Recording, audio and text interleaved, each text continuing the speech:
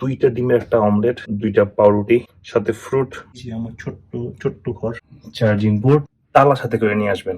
At least 2টা তালা রাখবেন, কেউ লাগেজ ধরবে না।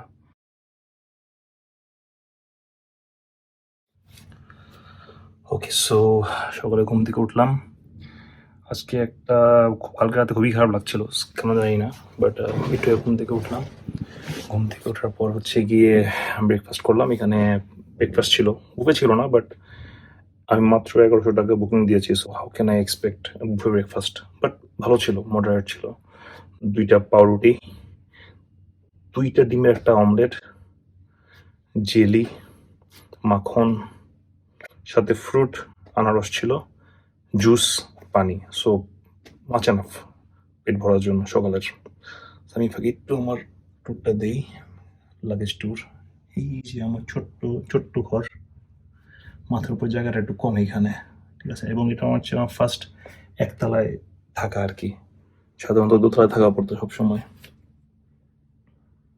ঠিক আছে, এখানে একটা জিনিস ভালো লাগছে যে I can just put it like this and আমার ছোটটা একদম ঘর হয়ে গেল। চার্জিং বোর্ড, ল্যাম্প, কার্ড দিলে সব কাজ করে। ছোট্ট একটা উইন্ডো, জাস্ট সূর্য আলো আসার জন্য, চিলাটা ক্লোজ করে দেওয়া যায়।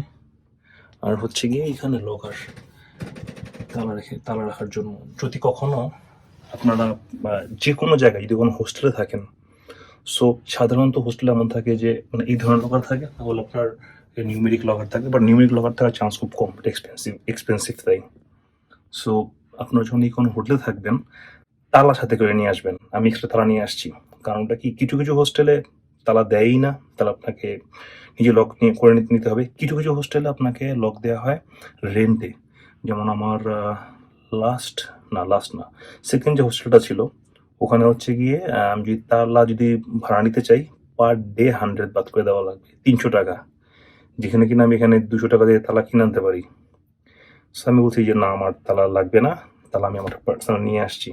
সো একটু মনে হয় উনি আনএক্সপেক্টেড একটা অ্যান্সার পাইছেন, যার কারণে হয়তো ভালো লাগেনি, but he was very smiley.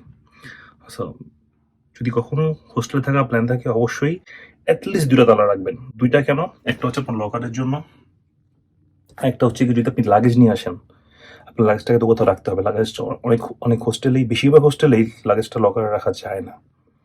So আপনাকে হচ্ছে গিয়ে যেটা করতে হবে যে লাগেজ রাখার জন্য লাগেজটা তালা মেরে রেখে দিবেন।